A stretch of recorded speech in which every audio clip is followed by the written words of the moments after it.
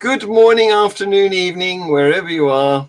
Welcome to Views on the News. I'm trying to find the intro. Here it is. It's here. Yeah, here we go. Was the Pope appealing for peace or was he praying for peace? And the same applies to the carry-on drag. Yeah, that's a good question. So what do you have to say about that, guys?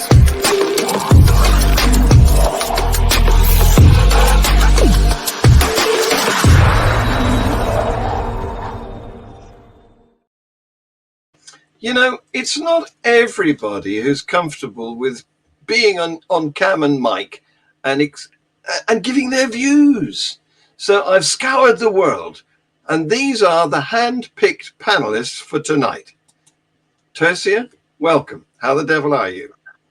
I'm all right, John. I'm fine. Good, good. And Paul, how the devil are you? I'm very well, thank you, John. You? Good, yeah, I'm okay, thank you. I know I'm envious though about where you're about to go, because I know that you're about to go on a holiday to a place where I've always wanted to visit. Yeah, I'm off to Iceland on Tuesday. Mm. Oh wow, It should be fun. I've decided that I can't stand the weather and I want to go somewhere cold and wet.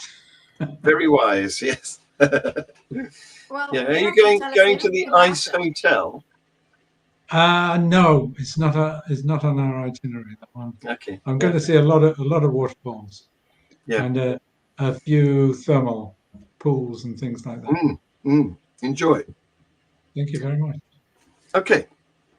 Afghanistan. It's back in the news. They've introduced a new law. The Supreme Leader, Hibatullah Akhundzada, has given instruction to the Propagation of Virtue and Prevention of Vice Ministry to enforce a stringent code of conduct for Afghan citizens. And by Afghan citizens, he means women. Oh, not men. No, of course not. No. So, of course, as we know, women have already had their freedoms crushed bit by bit by a relentless series of decrees, which has prevented them from getting schooling, from going to parks, from being outside without a man accompanying them. And now the law says, is about to be introduced, they should not speak in public. Women must be mute in public. And I'm going to show you a video on this because it's quite horrendous. They're saying, if we can't speak, what's the point of living? And you've got to see where they're coming. Take a look at this. We've had to be very careful and discreet when talking to women here because they're already operating in an environment of brutal restrictions. And now the Taliban's morality police have been given sweeping powers. It's only been a few weeks since the law was announced, so it's unclear how stringently it'll be implemented. But already there's a ripple effect of fear that you feel when speaking to people here. We meet teenage girls who've already lost 3 crucial years of education. Their voices might need to be hidden, but they want their words to be heard. If we go out, we're scared. If we take a bus or remove our masks, we're scared. If we speak louder, we're scared. There's so much fear and stress. If we can't speak, then why go out at all? Why even live?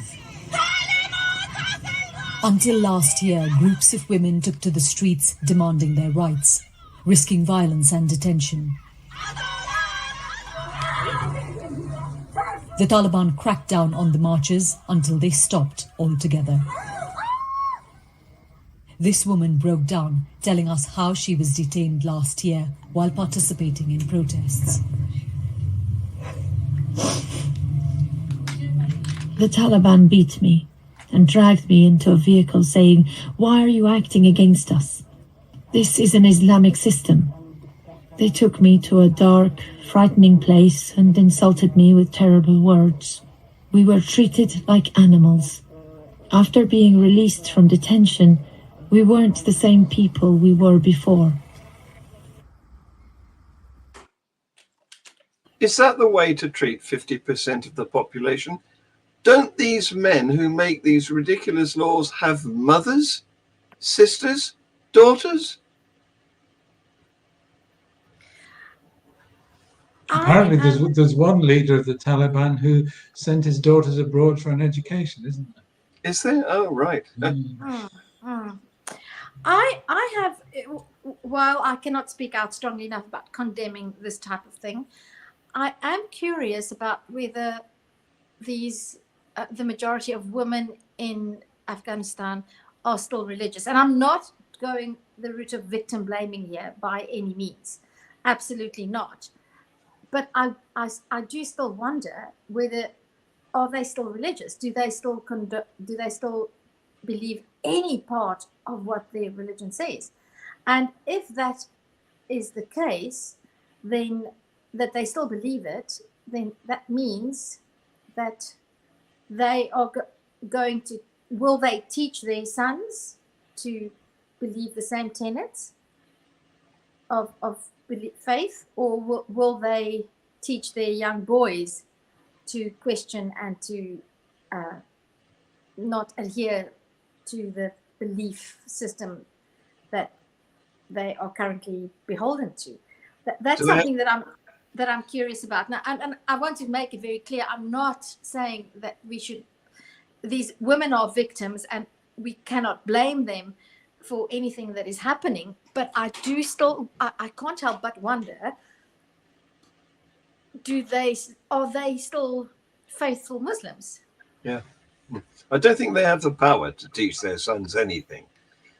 But the question is, what do they believe? Yes, I take that point. But there was one atheist who was quite prominent in Afghanistan under the Karzai regime. I can't remember his name. He was locked up, and I don't know what happened to him. I hope, seeing as the British and the Americans and so forth were keeping his regime going, I hope they managed to get this guy out of the country. Yeah. But I can't imagine there's many atheists in Afghanistan, because how are they going to hear about atheism? Yeah, well, I'm actually not thinking so much as anybody in Afghanistan being an atheist. I'm trying to imagine myself being a Muslim woman. If you are now a Muslim woman in your 40s, yes, you're being suppressed. Yes, you're being silenced. You have no rights. But do you question your faith? Or do you still pray to? In your heart, I mean, do you still believe what Islam teaches? And while I agree that women don't have much influence, until about the age of 4 or 5, a mother has a major influence on how her children are raised. And I'm just curious. I would love to know that these women believe it, because it's one thing not believing it and being suppressed and having to pray and pretend that you're praying, but it's quite something else to know that you're being suppressed, to dislike being suppressed, but still believing, no, it's actually, I still believe this. Well, before we started recording, we were talking about cognitive dissonance, weren't we? So maybe that's what kicks in. I don't know. I'd love to know. I'd love to know what the lived experience of a Muslim woman in Afghanistan is, whether she can still justify believing in the God that she professes to believe in. Yeah. So moving on, in the Netherlands, as you know, there's a new leader who was his party, the PVV, the Freedom Party, was a big winner in the Dutch parliamentary elections last November. Geert Wilders, pardon my pronunciation, especially. I can do it. I know. Well, you're of Huguenot extraction, so you have an advantage. Dutch. The Huguenots were French. Hollanders. I'm a French bordering Dutch. I don't know. Anyway, forgive my pronunciation. But this is a firebrand lawmaker, this new prime minister. And Is he Prime Minister? well, he's leader of. I thought the other parties were refusing to let him. Yeah, it's a coalition, isn't it? So I'm not sure what role he has, but his party is big in the government. But last September, just before their election, he arranged a competition for drawing blasphemous caricatures. And you've got to applaud that, I think. But unfortunately, the spin-off has meant that he has been subject to death threats. Okay, and he's had to be under police protection since way back, since 2004. And he says, this has had a huge impact on me and my family. But last week, 2 men stood trial in absentia. They didn't turn up, despite that they were Pakistani, despite the fact that Pakistan had been requested to force them to attend the court in the Netherlands. That they didn't come.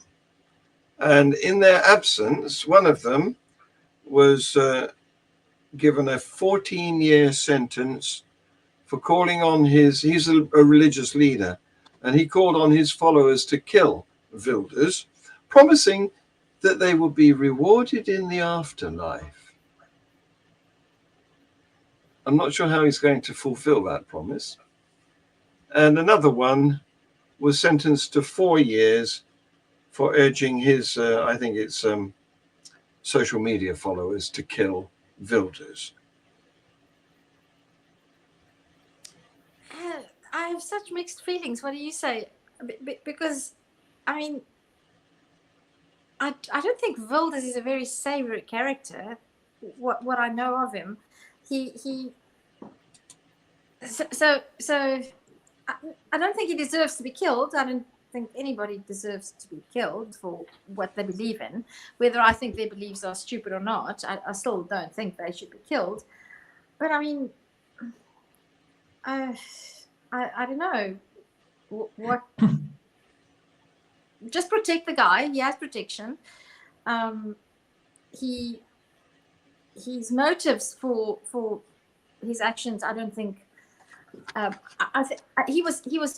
He deliberately. I think he wants to foster that type of conflict. He was trying to wind them up. Yes, definitely. Yes. But what we're facing now is we seem to be coming to the end of a period of liberal tolerance, and the far right wing, the nationalists, are rising, and we're finding that difficult to cope with.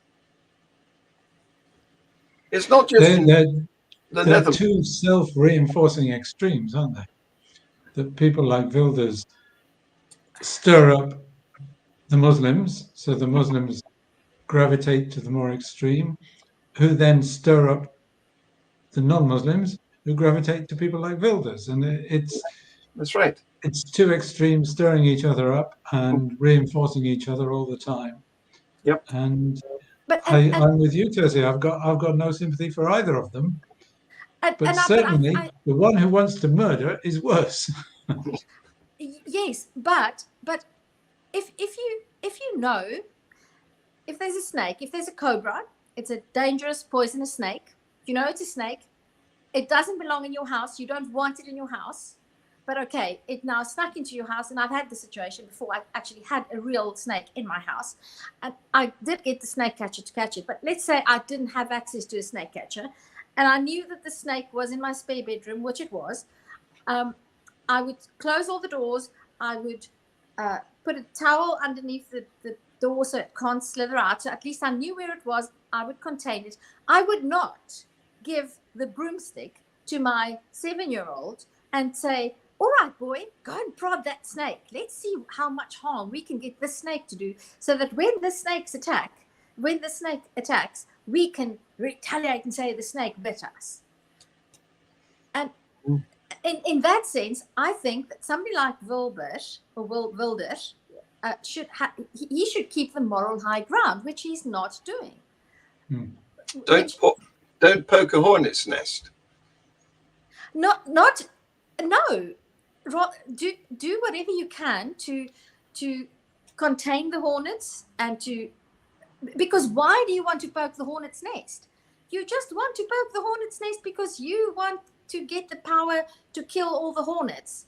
And the more hornets you kill, the more they will sting back, and the more you can say, look, I have to kill the hornets because the hornets are stinging me, but you bashing them. Why? We don't need politicians like that. And politicians like that, in my opinion, are more dangerous than Muslim extremists because they have a bigger platform, they have more power to have effects on people's lives, whereas most Muslims are not extremists. It's way easier to contain Muslim extremists than to contain people like Geert Wilders who want the conflict. Yep, I agree completely. What we need is very powerful umpires and referees. That's it.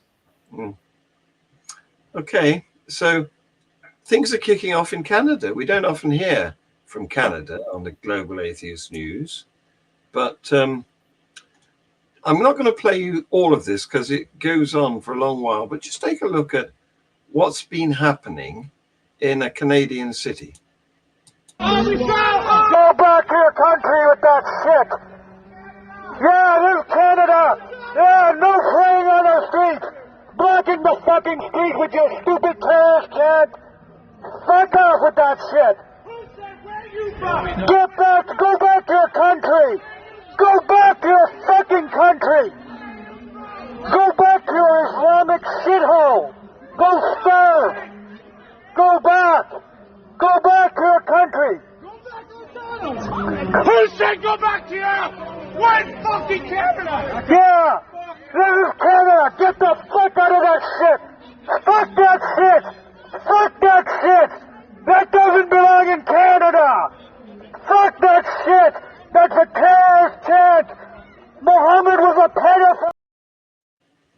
So that's the sort of reaction that we've been talking about. And moderate Canada is finally, goaded enough to do that. The people that he is was... that moderate Canada, John? Well, no, I was using... I don't think that's moderate Canada. No, I was referring to the entire nation in that sentence. And we've... For decades, Canada has been seen as being moderate and tolerant. But now we've got this extreme reaction to... That was a pro-Palestinian march that he was objecting to. And it's taken this while to goad people like him into not being moderate Canadians anymore.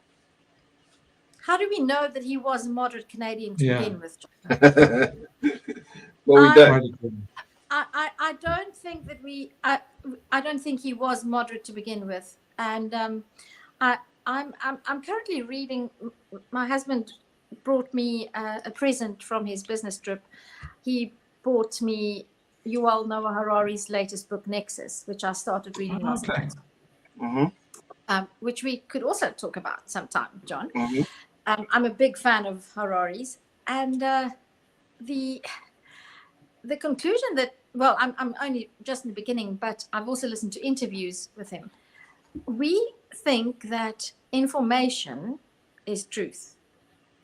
Information is not truth. And the fact that we live in an environment that is swamped by information is actually not really good, because we don't listen, we don't pass the stories from the raw information.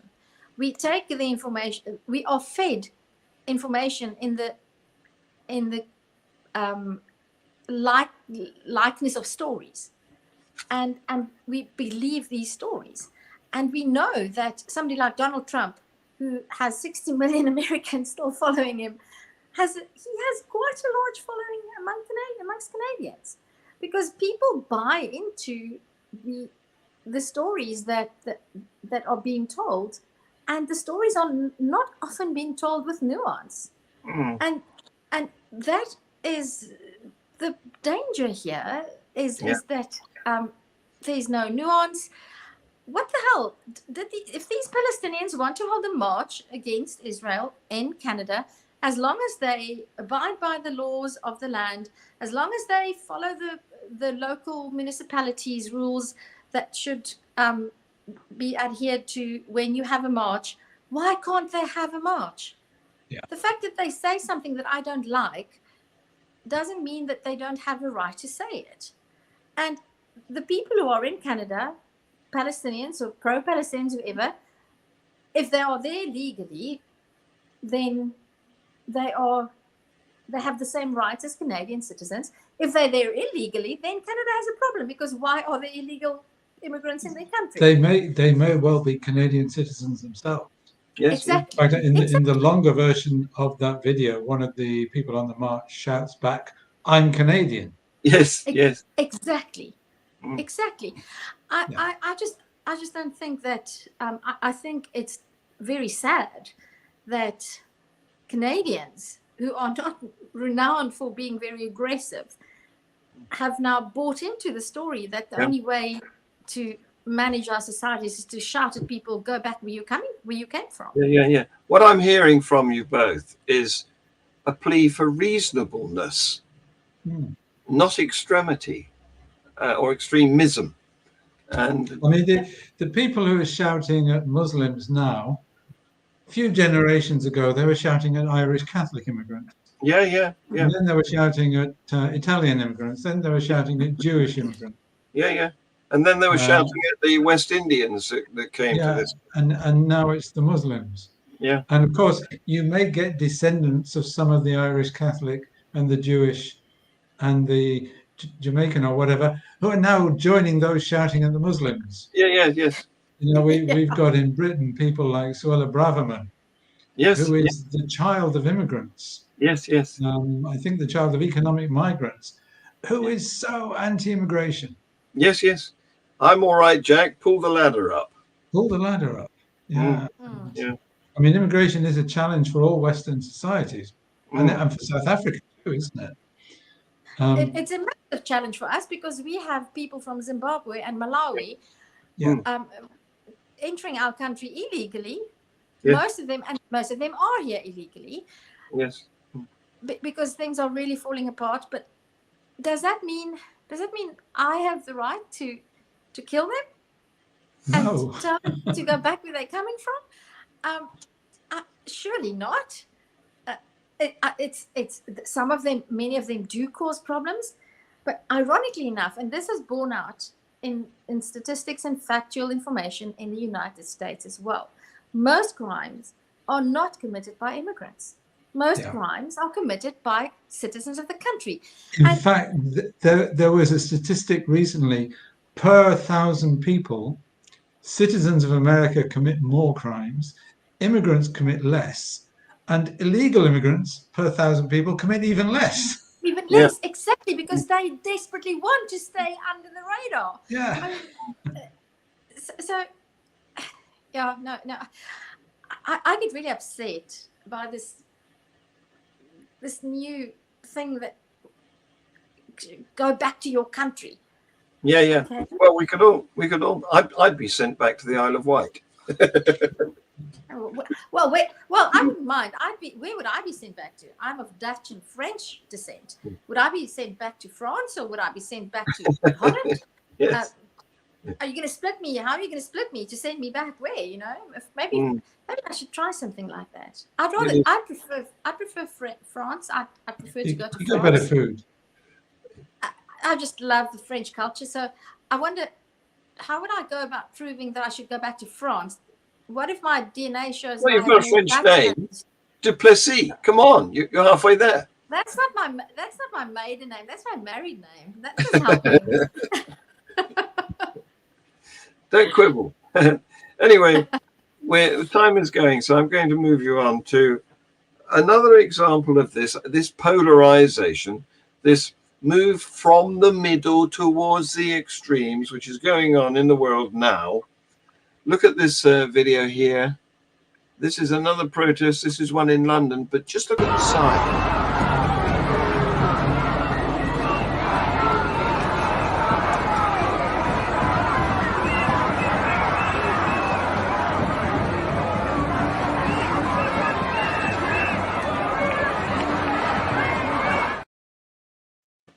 That's in London. That's 1 million people.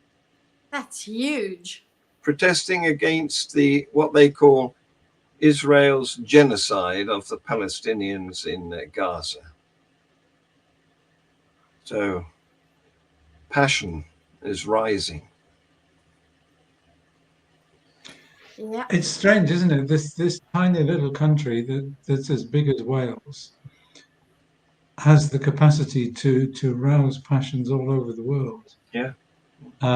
Whereas in Sudan, far more people have been killed, far more people have been displaced. Yeah. And I haven't seen any demonstrations about that. No, no. I mean, I have some sympathy with people who demonstrate against what the Israelis are doing in Gaza at the moment. I think they're totally over the top. Yeah. Overreaction. Huge overreaction. And the only reason that there's this reaction because of what's happening in Israel, Palestine, is because the most prominent story that has been told over the past 2,000 years is that that's the Holy Land and that is a special piece of earth. And that's the only reason, because that's the story we have bought into as a culture, as a humanity. And we are willing to allow that story to define us, to redefine us, to put us into different camps. And it's just a story. Why can't we retell that story? Bloody hell. Well, wasn't it something we said last night when we were making that show? We regret that narrative is regarded as more important than evidence, than actual information. If you can spin it into an attractive story, that counts a lot. Okay, so we're going to go to the US, where they're having a bit of a struggle over a couple of issues. One is IVF, in vitro fertilization, because in June, a bill went before the US Senate trying to protect access to IVF.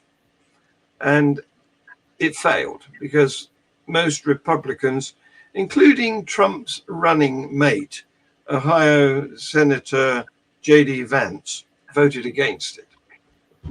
Now, at the same time, the Southern Baptist Convention also voted in support of more government regulation of the process. They're also against IVF because they see it as akin to abortion and immoral, and it's it's fiddling with, what's their expression, live action. But meanwhile, there's an influential group that want the opposite. In fact, since 2022, Dobbs' decision, which overturned Roe v. Wade, and allowed the states to make the individual states to make their own abortion policy, ballot initiatives have gone the way of pro-abortion. Abortion rights activists have won even in red states such as Kansas and Ohio. So America's got a new polarization now based on whether they are anti-abortion or pro-life, as they like to phrase it, which of course is a ridiculously emotive way of describing this issue. And the point is that in November, the general election will be partially fought on this issue particularly in 10 more states where it'll be pretty much on the ballot paper whether or not abortion should be legal or illegal. And so this looks like it could be a very big difficulty for the Republicans, who they're sort of a coalition that's being fractured on this issue. Which would be great, because if Donald Trump wins the election in the United States, then I don't want to be a doomsday sayer, but I think that would be the end of Western civilization as we've known it, because that man is completely, utterly insane. And the rise of the fundamentalist Christian right in the United States has me scared way more of the fundamentalist Christians than any extremist Muslims. Let me tell you that. Because the influence that the United States has, and in my country, there's a huge following for Donald Trump. He is so popular as a leader because he speaks the truth and he doesn't fear anything, and he will stand up against the establishment. It scares me shitless. I'm telling you straight.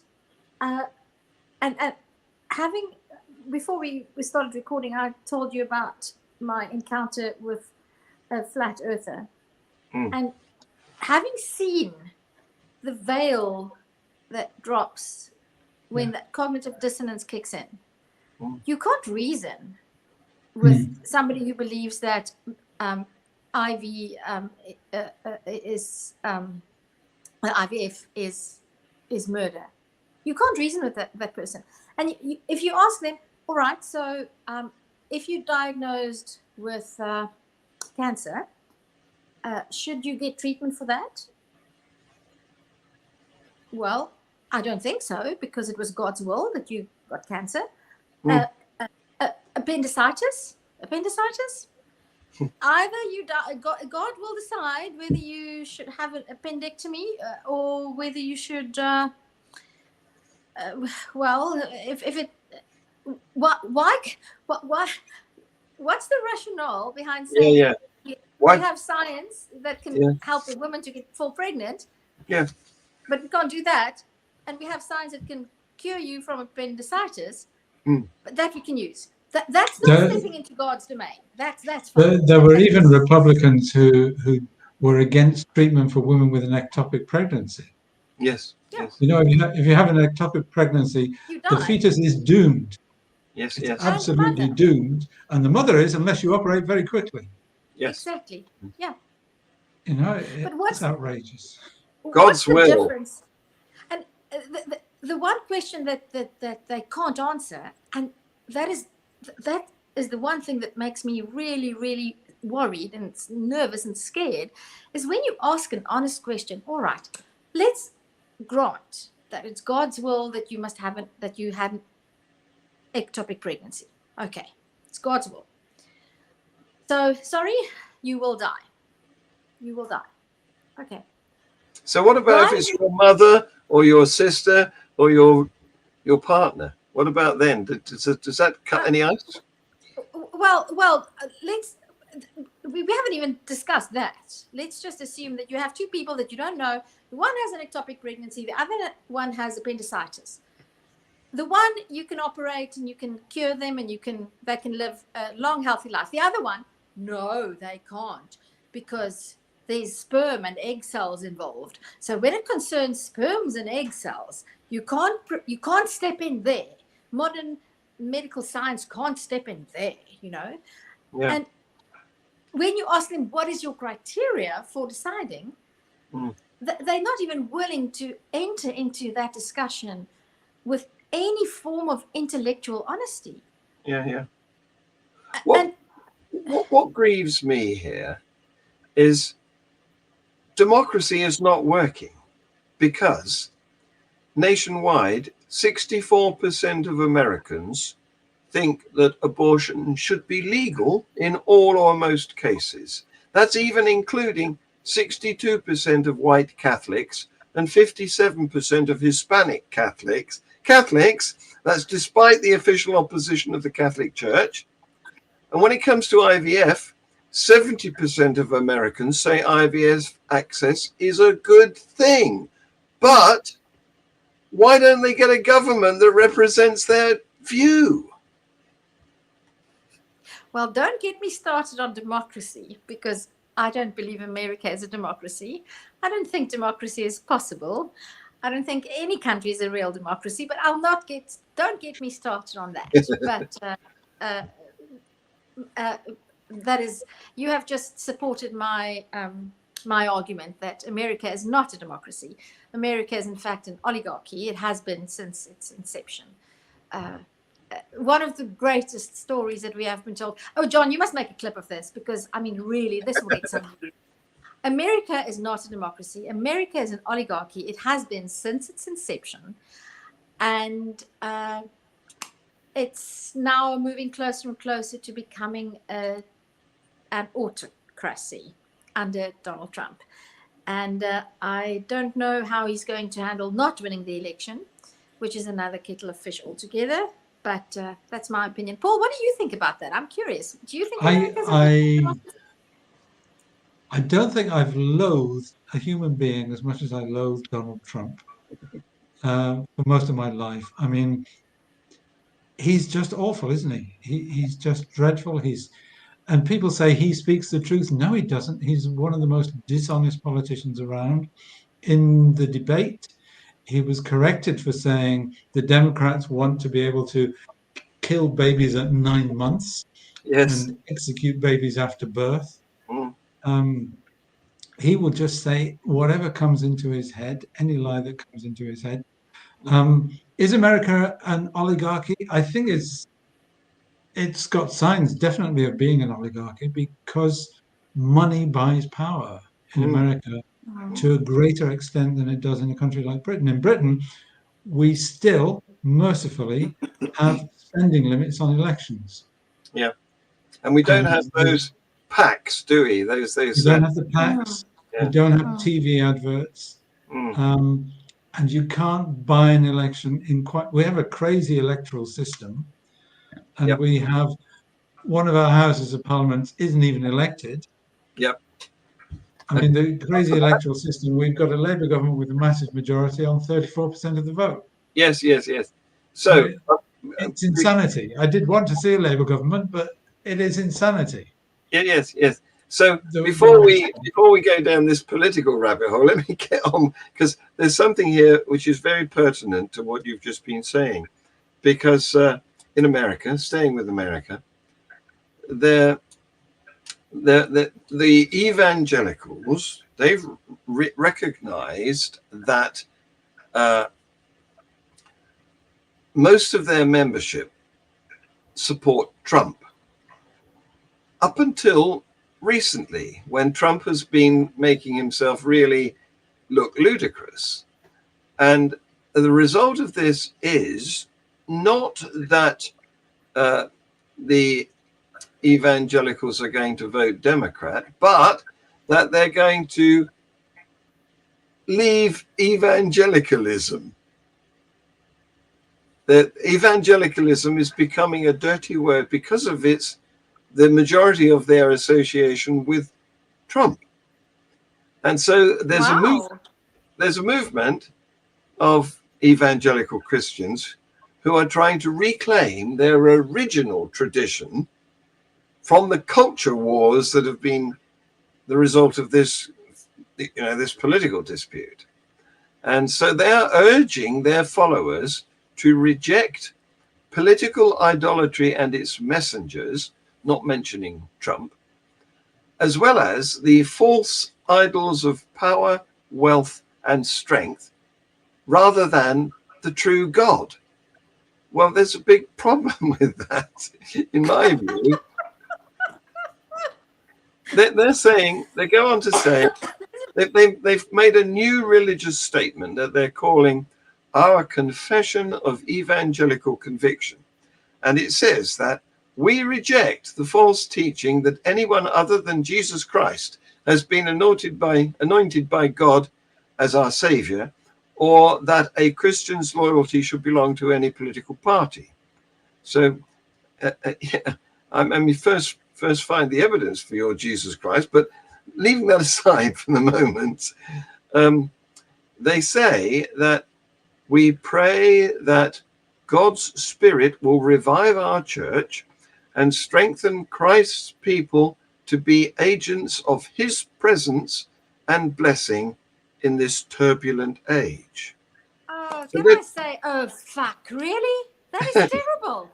They're trying to divorce themselves from Trump. They're trying to provide an alternative evangelical movement that isn't Trumpian. Can I offer a counter prayer that more and more people reject this nonsense altogether? Yes. The thing is, as long as you prescribe in some mythological, non-existent being that has all the answers, you run the risk of having a new Messiah. Because the trouble with this God that they pray to is that he never exposes himself. And I'm not trying to be punny here, no pun intended. He doesn't expose himself. Therefore, he always has to operate through interpretations of his holy book by his holy people. And that is determined by whoever has the greatest voice at the greatest time. So that is no solution at all to Donald Trump. In fact, it opens up more paths to more Donald Trumps. Because how the God who has all this information, he never comes down and says, look, people, you are wrong. Here I am. This is what I'm telling you to do. You know, my son was 10 years old. I've told this story many times. He was 10 years old. And I asked him, so what's your opinion about God? And the fact that we don't go to church. And he looked at me and he said, if I were God, I would come down to earth and I would say, here I am. I am God. Pray to me. Worship me. But that hasn't happened.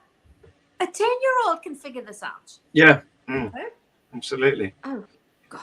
Anyway, they're trying to set up this alternative evangelical movement that is non-Trumpian. And the Sky Jethani, who is the co-host with Phil Vischer of the evangelical-oriented podcast that goes by the name of the Holy Post, he says that the confession, this document they just come up with, will embolden people who feel unable to speak out. Hopefully, younger generations can look at this statement, look at the women and men who've signed it, and recognize it as a remnant who are putting their commitment to Christ and his gospel ahead of political allegiance. So, I mean, good luck with that. There's nothing there. There's nothing there, folks. Nothing. And now they're not going to vote. So they're not going to vote for Trump, but they're not going to vote because that is having a political allegiance. And in them not voting for Harris, Trump might still win. Yeah. Bravo. Hallelujah. Thank you for that. Yeah. So to end on a more optimistic note, and we've mentioned, the slightly better democracy in the UK compared to the US of A. Not that much better, but slightly better. Take a look at this. So any serious proposals to reform the House of Lords must address the unjustified privilege of the state church bishop's bench. Indeed, 62% of the population, when asked, say that no religious clerics should have an automatic right to seats in the House of Lords. It doesn't stop the contribution of noble lords as bishops to this House if they are appointed on their own merit as live peers. But after a century of decline in religious attendance in Britain, the claim that bishops or any other religious representatives speak for any significant constituency is unwarranted and does not hold up to scrutiny.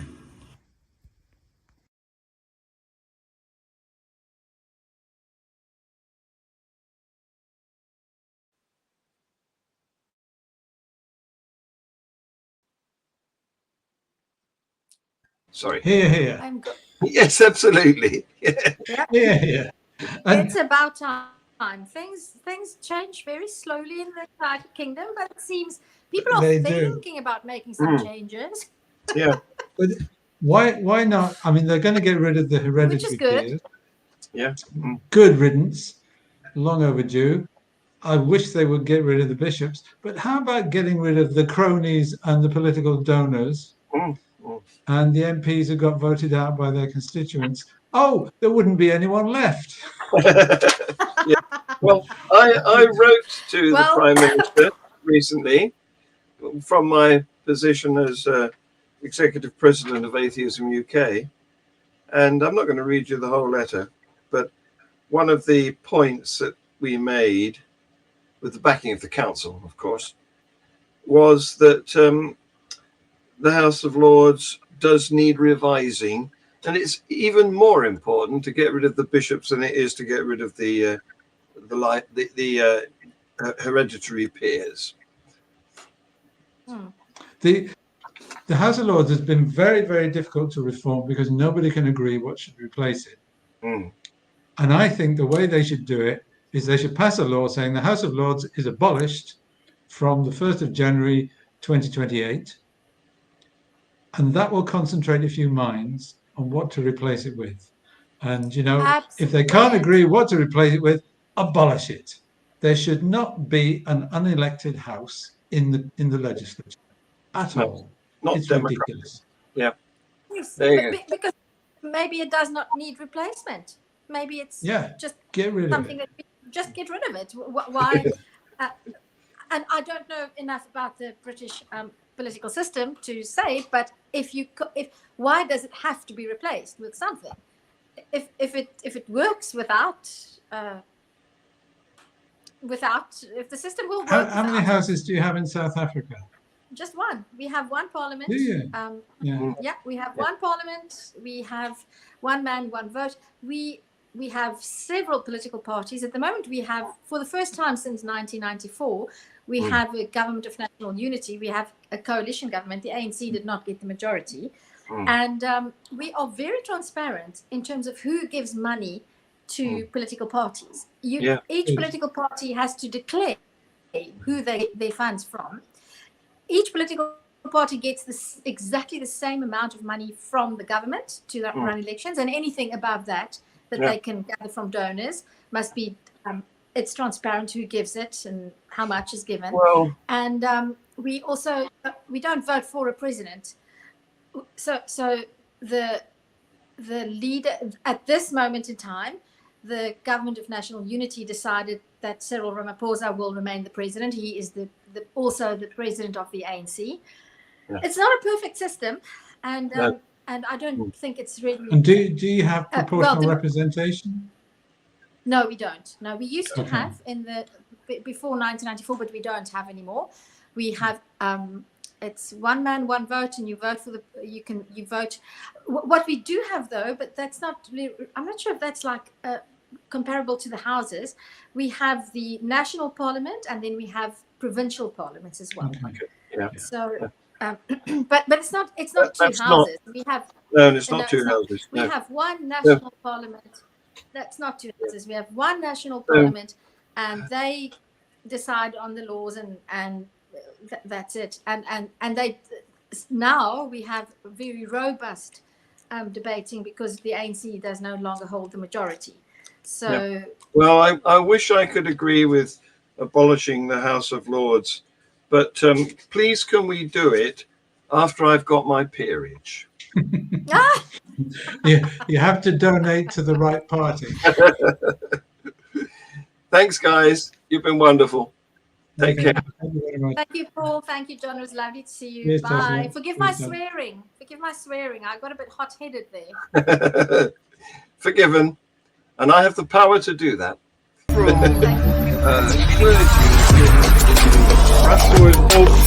the Pope appealing